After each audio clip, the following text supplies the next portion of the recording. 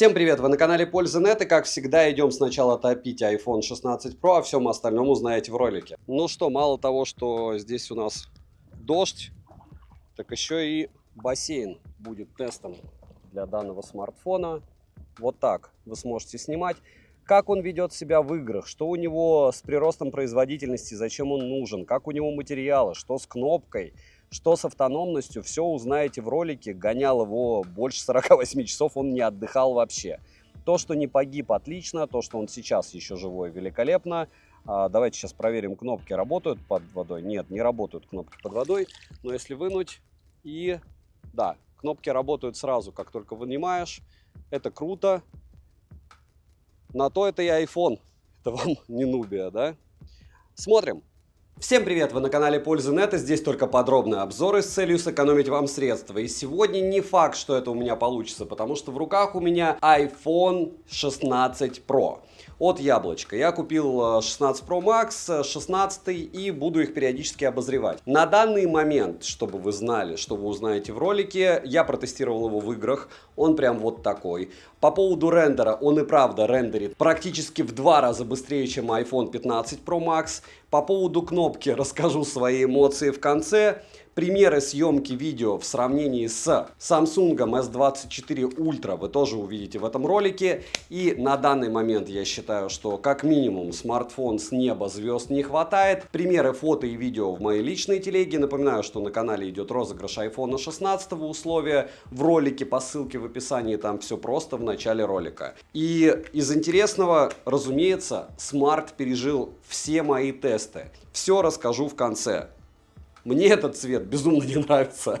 Но, опять же, чтобы все знали, что у вас новый iPhone, приходится покупать его. Смотрим. Распаковка. Упаковка стандартная, все в лучших традициях от Apple. На упаковке мы видим краткие характеристики, название, изображение модели. В комплект же входит сам смартфон, руководство пользователя и кабель для зарядки с Type-C на Type-C, тканевый. Нет, разумеется, зарядки, нет защитного стекла, нет защитной пленки, нет чехла. Даже яблочки не положили, прозрачные. Но можно было в магазине взять, я не стал. Вес смартфона 199 граммов, он тяжелее, чем 15 Pro и чуть-чуть больше. Но рамки меньше и в принципе смартфон как был компактом, так и остался. Габариты 149 на 71 на 8,3 мм. 7 обзоров в неделю выгружаю, ежемесячно разыгрывают по одному смартфону Poco X6 Pro. Для участия в розыгрыше необходимо подписаться на этот YouTube канал с колоколом, оставить любой осмысленный комментарий под любым из роликов больше 5 слов, и либо в комментарии, либо в описании своего канала указать свое имя в телеге, плюс подписаться на телеграм-канал скидок. Отдельно за это вам скажу спасибо. Плюс еще разыгрываю на Новый год iPhone 16. Условия в ролике по ссылке в описании. Перейдем к смартфону. Начнем. По расцветке мы имеем черный титан, белый, натуральный и пустынный титан. Тыльная часть выполнена из матового стекла, рамка титановая, ну а с фронта Ceramic Shield, последний. Тактильные материалы по мне менее приятные, чем у 15-й линейки, и они сказали о том, что он менее шершавый, и вы должны привыкать к тому, что смартфон без чехла будет более скользким. Наверное, это был расчет на то, чтобы вы его постоянно раздалбывали. Смартфон имеет защиту от влаги и пыли по стандарту IP68. В начале ролика вы видели, как смартфон справляется с погружением в воду и одновременной видеосъемкой. Здесь я особое внимание хочу отметить на то, что когда-то iPhone 14 Pro у меня ушел после утопления в режим ожидания. Я думал, что туда попала вода, но в итоге сервис в этот же первый день проверил, воды внутри не было, надо было кнопочками его запустить заново. 16 Pro это не произошло, и этому я рад. 15 Pro Max был у меня под дождем раз 50 минимум, притом под заливным. Не погиб, хотя микрофоны работать, мне кажется, стали хуже. На корпусе расположена кнопка питания, качели регулировки громкости и кнопка действия, на которую можно повесить любую команду из предоставленных в настройках, а также, как многие уже знают, Apple добавила сенсорную панель для управления камерой. Можно менять экспозицию, глубину, зум, переключаться между камерами, стилями и тоном. Как я говорил в начале или в конце скажу, это абсолютно бесконечно бесполезная штука, и если вы научитесь ей пользоваться, помните, что теперь на вашем смартфоне 5 кнопок, 5, как раз под количество пальцев. И ни одного тача под, допустим, игры. И туда бы уже повесили все остальное. Далее, разъем Type-C версии 3.0 до 10 гигабит в секунду с поддержкой технологии OTG и DisplayPort, микрофоны и стереодинамики. По поводу OTG и DisplayPort все отлично передается на ТВ. По поводу 10 гигабит это было и в прошлых моделях, и скидывает файлы. Он очень быстро, это очень приятно. Опять же, под это дело нужен соответствующий кабель. Звучание, как всегда, всегда отличная для продукции Apple, но заметной разницы между динамиками этой линейки в прошлой нету. Как меня спрашивали на стриме, когда я прожаривал отдельно 16 Pro, у меня было 2 стрима уже прожарок. Да, он на 100% хрипит, и да, перекос по звуку все еще есть. Вибромотор отличный, не топовый, по моему мнению. И повторяюсь, что если вам нужен звук, купите вы беспроводную колонку. Размер в этом плане имеет значение. Летим дальше. Смартфон оснащен Super Retina XDR OLED дисплеем на 6,3 дюйма с разрешением 2622 на 1206 пикселей. Плотность пикселей в 460 ppi и технологии с адаптивной частотой обновления экрана от 1 до 120 Гц. Эти 120 Гц даже в Safari есть, только его надо отдельно включать. Как я выяснил через несколько лет пользования айфонами. Только вчера. Матрица экрана абсолютно плоская, рамки стали меньше, и это заметно. Из полезного модель имеет динамический остров для отображения оповещений и действия в режиме реального времени, режим ожидания, в котором экран смартфона может отображать время, фотографии не только. Always on Display с интеллектуальными алгоритмами для экономии энергии, поддержку True Tone, Dolby Vision и HDR10, контрастность 2 миллиона к 1, цветовая гамма 100% DCI-P3. Максимальная яркость 1300 нит, пиковая яркость в HDR 1600 нит и пиковая яркость на солнце 2000 нит. По моим замерам экран выдает 1700 люксов в пике, а в максималке 1300. Шим, если использовать два разных прибора, не радует, мягко скажем. У вас глаза будут потихонечку уставать. Хотите вы этого или нет, потому что шим не меньше 10%, а это плохо.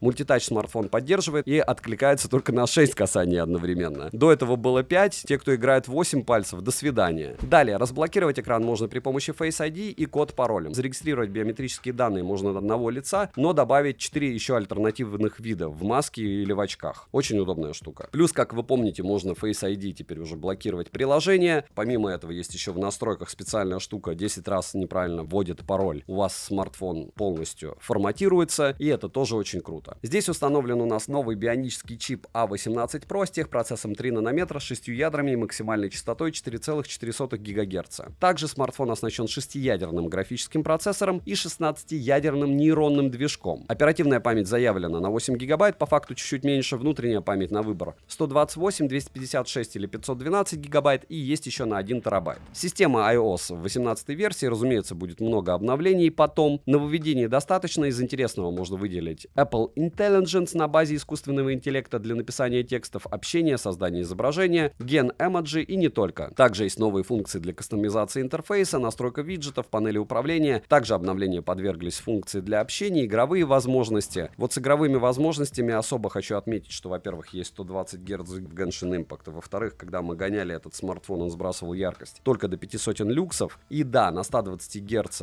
экрана в Genshin играть боль, фризы просто лютейшие, но на 60 Гц он показывает очень даже неплохую картинку, если не сказать супер классную. В PUBG New State то же самое, в Diablo Immortal просто супер. По игре прокачали по максимуму. Разумеется, супер тяжелые игры я погоняю попозже, но они точно будут его грузить слишком сильно. По связи имеется поддержка высокоскоростного Wi-Fi 7 серии, поддержка eSIM, 5G сетей и ниже. Для 4G все бенды на борту, датчик приближения работает корректно, что неудивительно, Bluetooth чип установлен в версии 5.3, почему-то не 5.4, 5.4 новенький, NFC поддерживается, и как и двухчастотный GPS с поддержкой GPS, GLONASS, Galileo, QZSS, Beidou и Navi. Из датчиков на борту лидарный сканер, Face ID, барометр, гироскоп, акселерометр, датчик приближения и двойные датчики внешней освещенности. Емкость аккумулятора 3582 мАч, смарт поддерживает беспроводную зарядку MegaSafe до 25 Вт, стандарта Qi до 15 Вт и до 7,5 Вт. Заряжается он от 0 до сотки у меня по проводу за 1 час 20 минут. За час просмотра видео на YouTube в час по Wi-Fi уходит в среднем 3-4% заряда при 100% яркости. В играх за 1 час уходит, смотрите, в Diablo в онлайне час играли 19% в час при 60 FPS без фризов. И опять же, яркость была пиковая просто.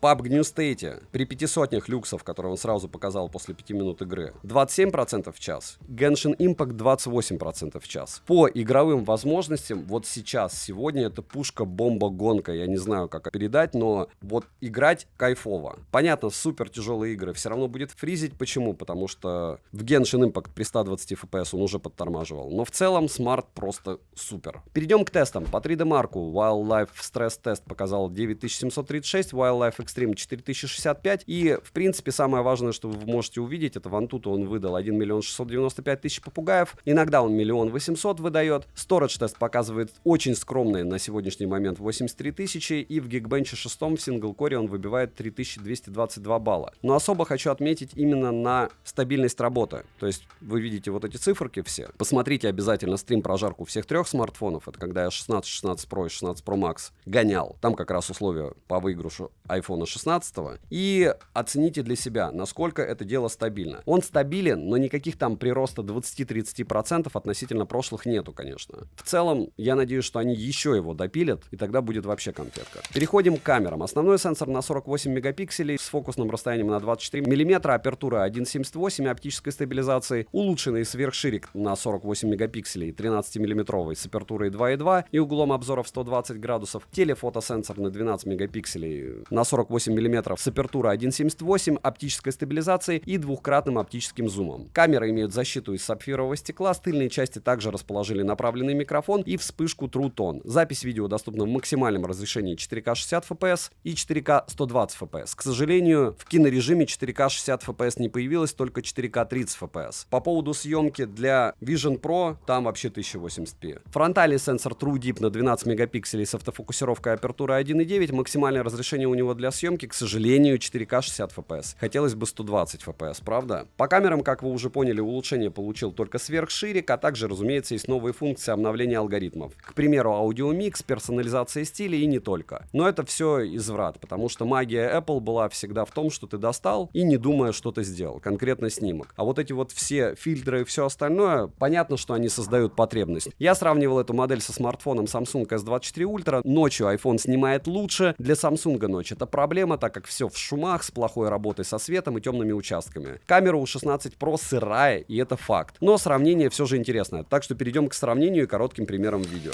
Ну что же, iPhone 16 Pro против Samsung S24 Ultra. Вы видите, вот сейчас отражение какое-то нехорошее. Протру. Работает кондиционер. Нет, отражение так и осталось. Если на видео это останется на 16 Pro, это будет печаль. Вот так сможете снимать какие-то объекты без дополнительного освещения. Напоминаю, что, разумеется, 16 Pro будет допилен, но сегодня вот такая история. Может быть, через месяца 3 сделаю дополнительный обзор по его возможностям. Сейчас я вижу, что 16 Pro пытается вытягивать из ночных объектов больше информации. У него это получается. Давайте X5 посмотрим.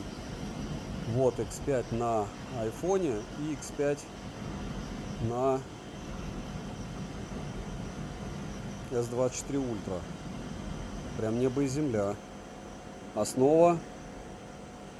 Ультраширик. У меня даже ощущение, что у меня 4К 30 FPS стоит, но это не так. Фронталка 4К 60 FPS у Samsung и у Яблока. Я не буду рассказывать вам про кнопку сейчас, что можно параллельно, довольно удобно, одним из пальцев использовать увеличение, допустим. Ну-ка.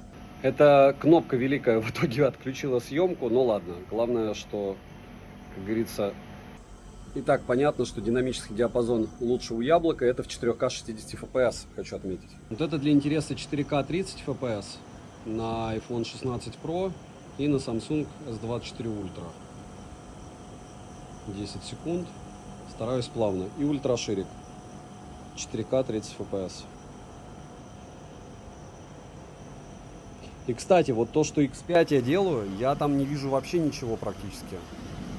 То есть я вижу примерно так же, как видит Samsung, даже хуже. А Яблоко, видите, что-то там вытягивает. То же самое здесь. Но это может быть еще потому, что зрение не переключилось, так как я в экраны смотрю. X5. Плавненько на ультраширик. Все. Так, основа 4К 60 FPS. Статично все. Ну, чуть-чуть телефоны ходят, но не сильно. Ультраширики 60 FPS. Такой вот урбанизм по-азиатски. Основа. Вот так. 4К 30 FPS. X5. Вот сейчас X5. X1. И ультраширик. Ну что, супер противное место, 4К 60 FPS, и вот так они будут справляться с ночной съемкой. Ну, работа со светом лучше у S24 Ultra. Хотя, не, лучше. Или не лучше? Лучше. Напишите, кто, по-вашему, лучше со светом справляется. Но близки. Опять же, помним, что яблоко будут допиливать. Хотя вот эти вот разводы, это уже не допиливание, это дело в, мне кажется, больше стекле. Может, я и не прав. Возможно, я не прав. Я это допускаю. Но, скорее всего, я прав. Теперь ультраширик. Так. Яблоко обещало нам суперский ультраширик. Где он? Ночью его нет. Ночью его съели на обед, да? Хотя, ну давайте поближе подойдем. Это вам не диоды. Не должны они спалить смартфон. Так, дальше основа. И дальше X5. Телевички. Ну, тут прям Samsung чуть ли не эталон по мне. Шумы у яблока. Телевички. Автоподбор частоты кадров отключен. Прошлые примеры были все с ним. И вот сейчас еще ночные съемки будут. Потом, но пока только дневные. Это 4К 60 FPS. Повторяюсь, на 15 Pro и 15 Pro Max я еще их буду со всеми смартами там сравнивать, с пикселями, с остальными прелестями. И да, я дождался, чтобы яблочки можно было сравнить. Вот так будет выглядеть экран. Давайте по максимуму. X15 здесь, X20 здесь. Ну что вам больше нравится? Пишем.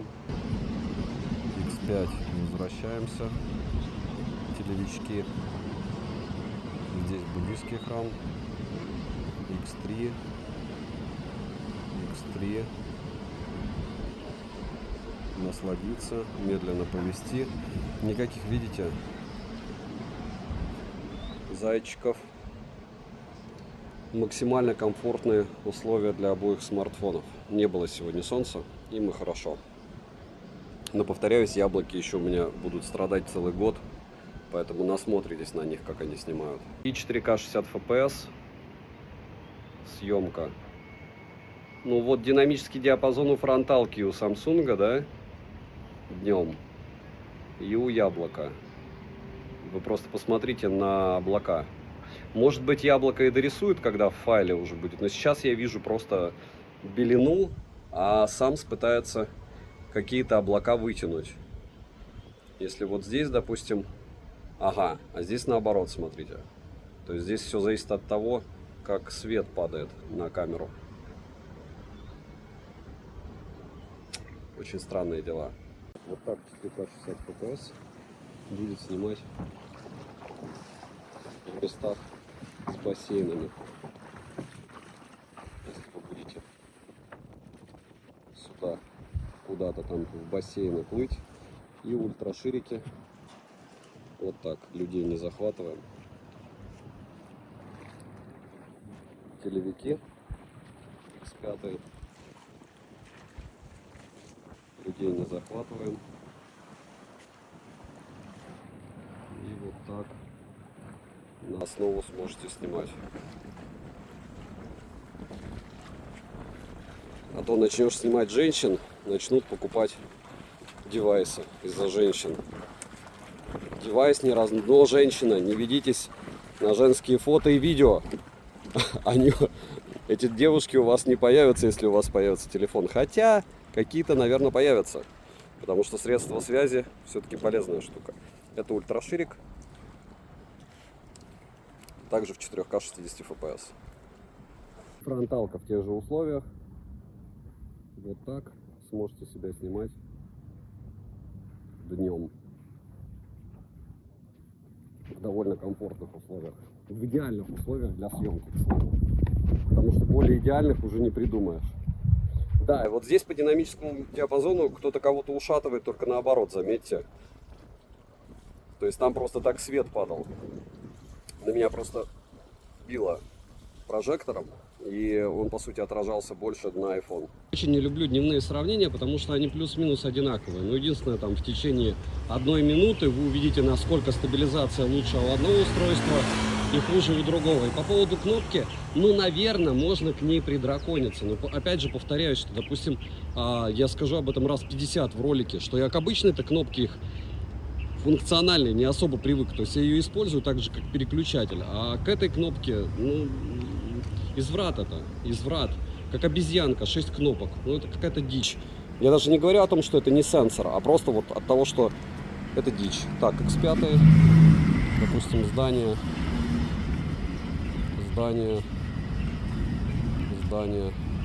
значок турист паркинг. Ну вот по поводу стаба на ультраширике, ну, точнее на телевике X5. И стаб на ультраширике. В принципе, за эту минуту уже можно сделать 554 тысячи выводов. Ну что, 4К 60 FPS, автопостройка частоты на ультраширике отключена у этого великого смарта. Основа.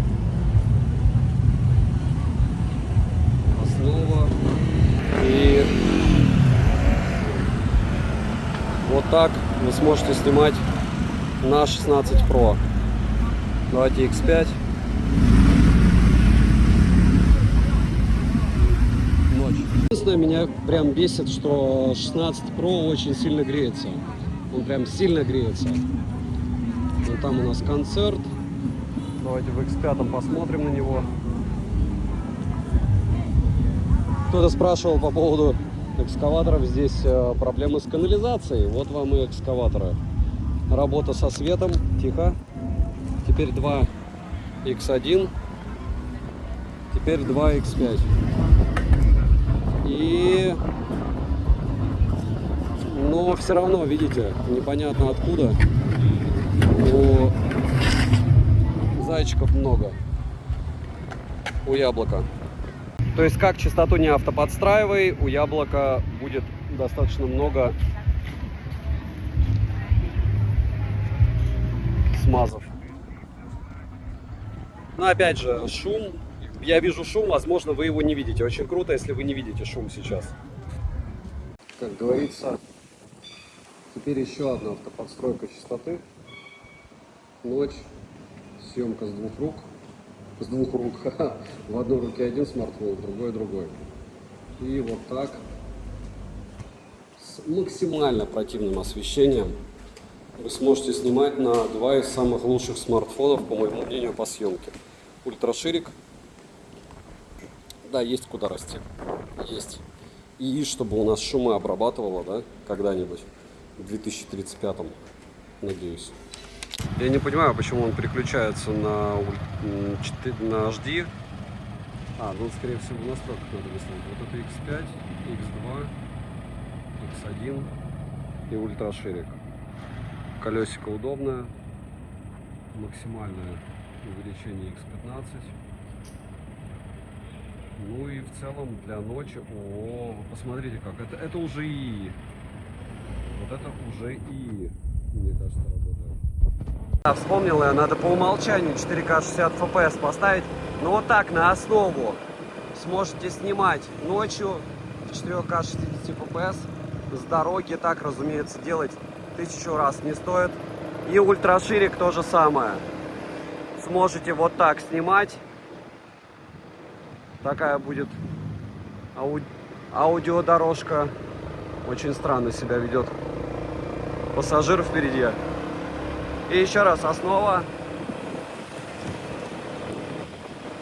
В целом, как шумодав работает, я думаю, примерно вы представляете, что я на 40-50 качу, и плюс еще ветер. То есть ветрено довольно прилично.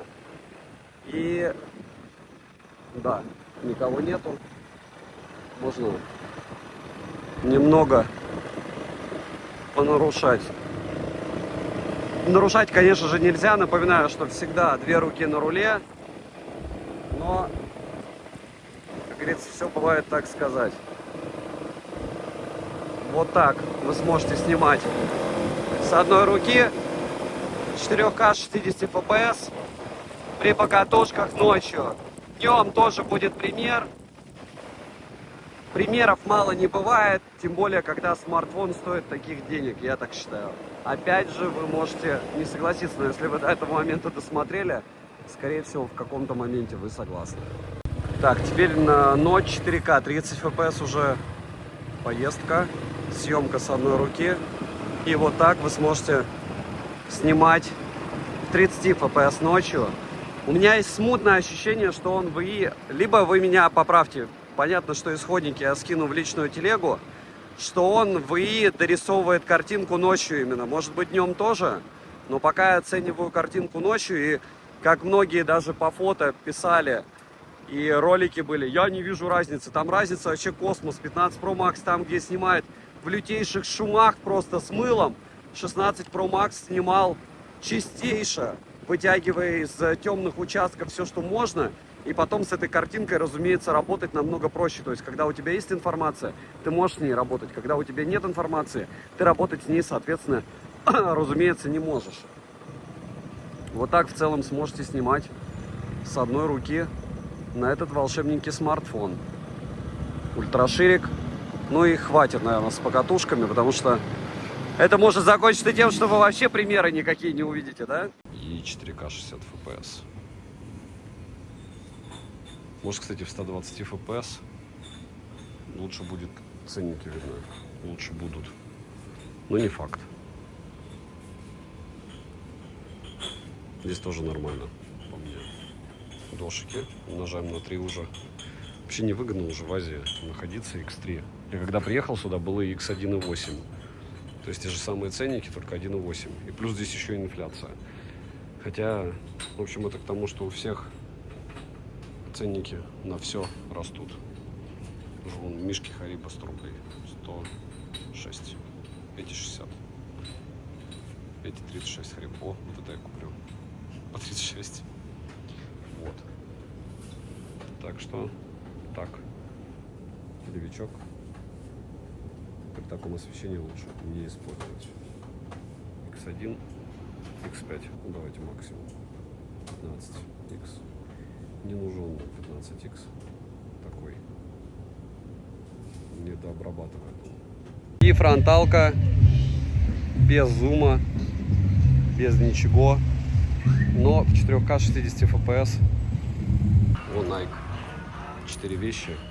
40% скидка. Вот так сможете в помещениях снимать. На основу на ультраширик. И вот так будут выглядеть суши в 4К 60 FPS.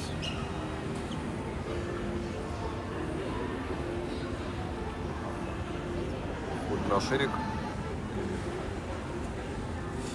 Основа. Это 4К 120 FPS. Суши. И немного фронталки. 4К 60 FPS. Рядом с суши. В помещении. Магии нет, но снимает хорошо. Посмотрим в итоге, как ИИ доработает мое лицо. Кафешка.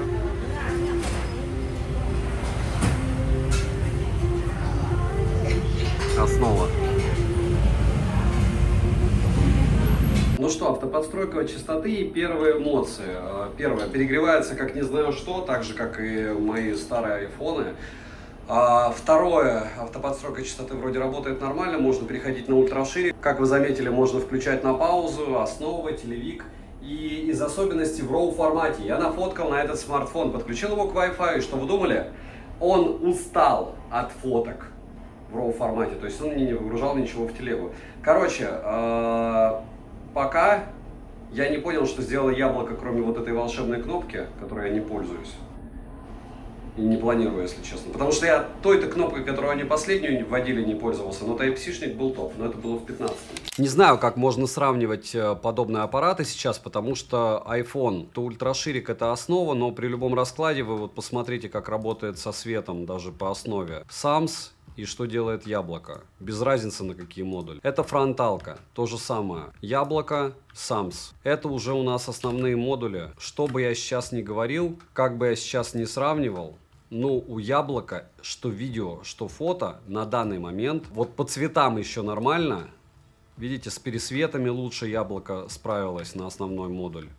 Но во всем остальном Вот здесь стабилизатор у Samsung не отработал вообще, по сути. Если брать фронталку и любые другие фотографии, это какая-то беда.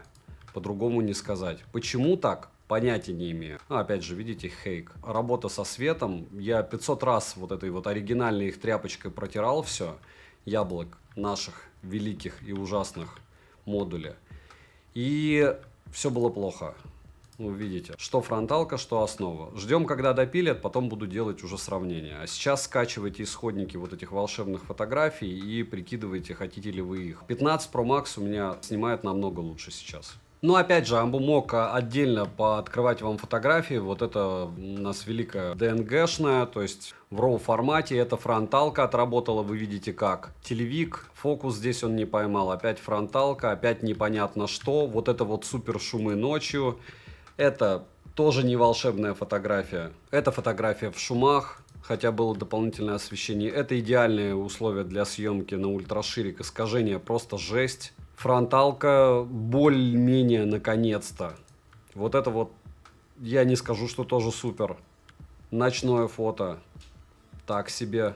То есть, наверное, можно сделать фотографии, чтобы сказать что-то классное, но я их не вижу. Может быть, вы их найдете в тех примерах, что я делал, и сможете мне подсказать, где он снял супер. Минусы. Экран не поддерживает мультитач на 10 касаний, медленная зарядка, комплект поставки скромный, по факту практически нет нововведений. И этот смарт нужно ручками теперь допиливать так же, как Android. При переключении модулей все круто, конечно, с ультраширика на основу, на телевик. Но почему на фронталку нельзя переключать, это вопрос. Да, круто, паузу добавили, но почему нельзя? Почему в iPhone 15 Pro Max не появилась съемка в 4К 120 FPS? Неужели процессор не вывозит? В общем, очень много вопросов и, как говорится, мало ответов. Но особо хочу отметить, что смартфон вывез 3 часа 32 минуты съемки в 4К 60 FPS, разрядившись в ноль. Файл был 94 гигабайта, скинул это все в свою личную телегу, и вот такая у него автономность. Цены можете посмотреть по ссылке в описании к видео, не забудьте подписаться на телеграм-канал скидок, взаимопомощи и мой личный телеграм-канал по ссылкам в описании.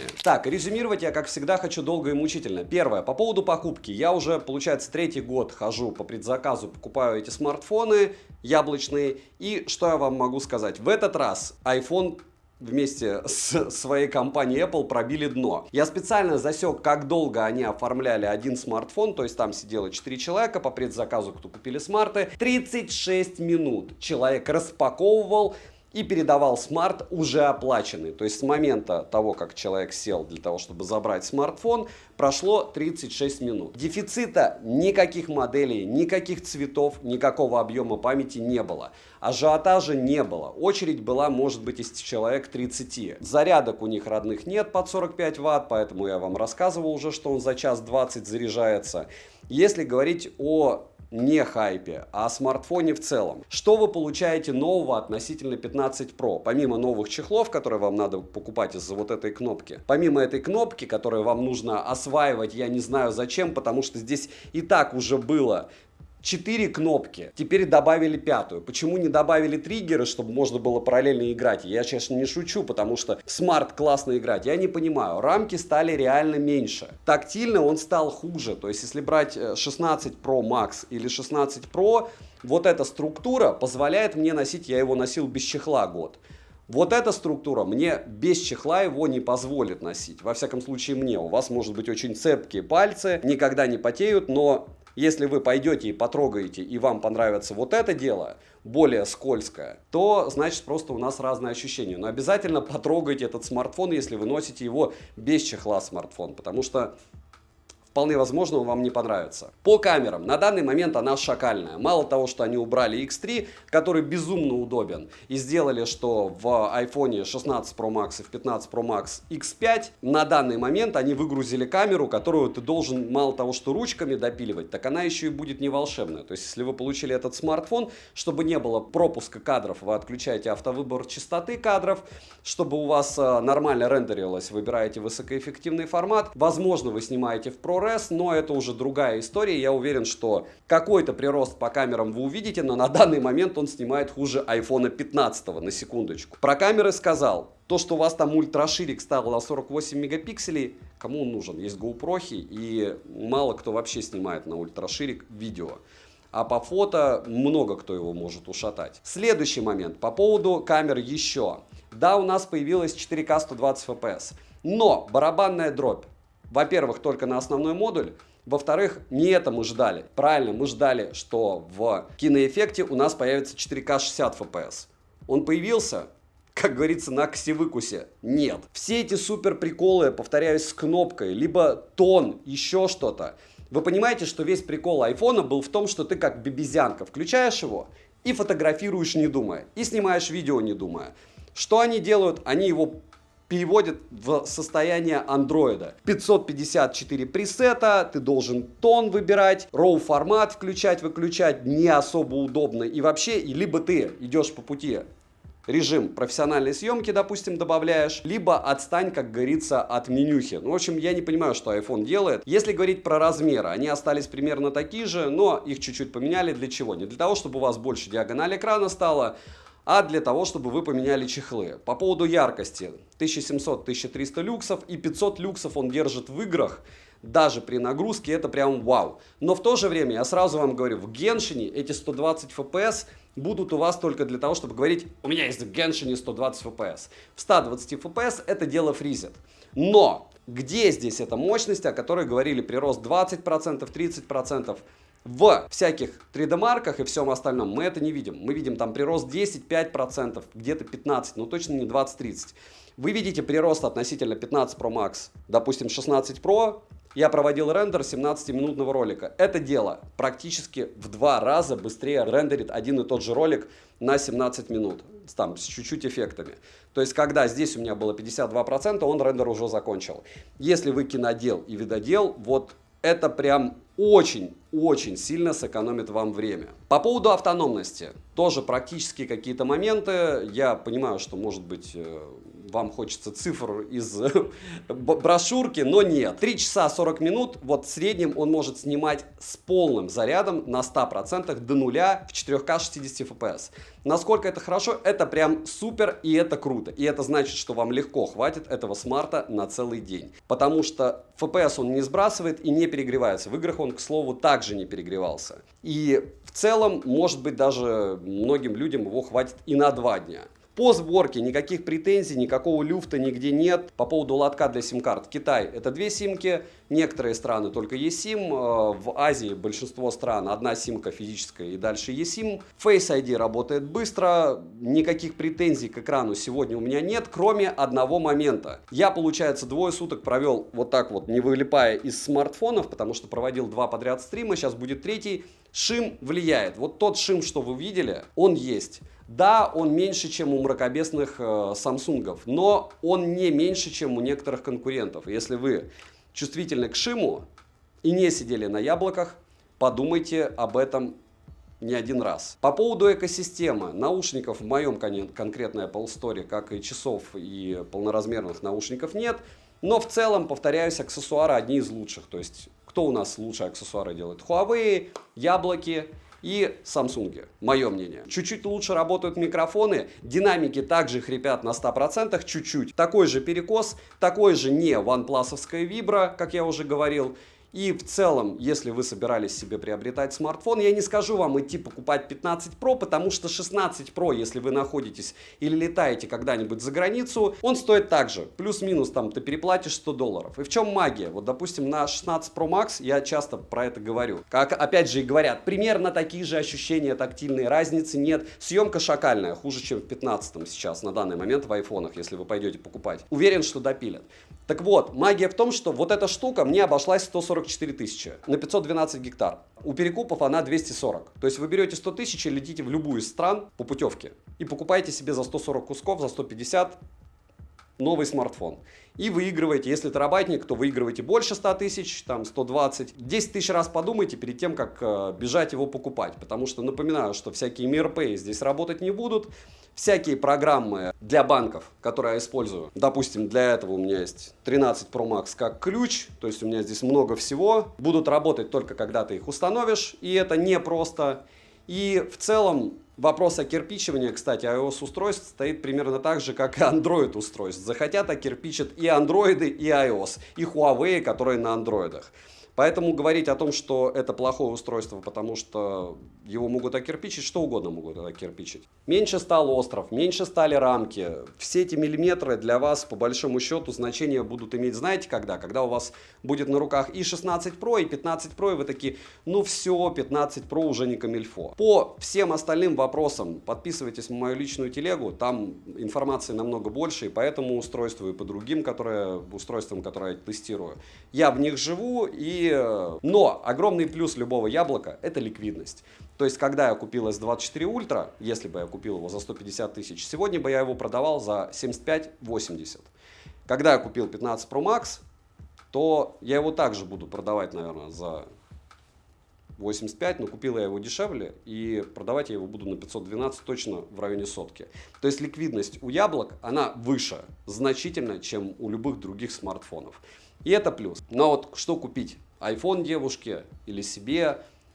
Вы купите один раз, только максимально дешево. Не зайдет, опять же, находясь в отпуске, приедете домой и продадите. И все. Изменения минорные. Если ты блогер, или если ты играешь в смартфон, или если тебе важен экран, или если тебе важна камера ультраширик, то смысл есть. Во всех остальных случаях, единственное, что я повторяюсь, если у вас есть выбор 15 Pro или 16 Pro, покупайте 16 Pro.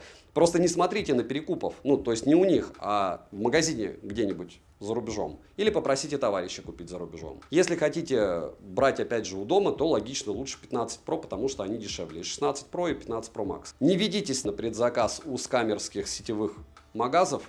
Некоторые есть, проверяйте на всяких сайтах типа iRecommend, потому что мне уже поскидывали. Девайсу от меня однозначно да, жду, когда допилят камеры. 16 Pro Max оставляю себе. На этот у меня еще будет обзор одним кадром завтра. Напоминаю, что было 2 стрима прожарки. Надеюсь, на какие-то вопросы я вам ответил. Для меня это железка для использования. Я понимаю, что я мог бы вам iOS показать, как там всякие иконки лучше работают.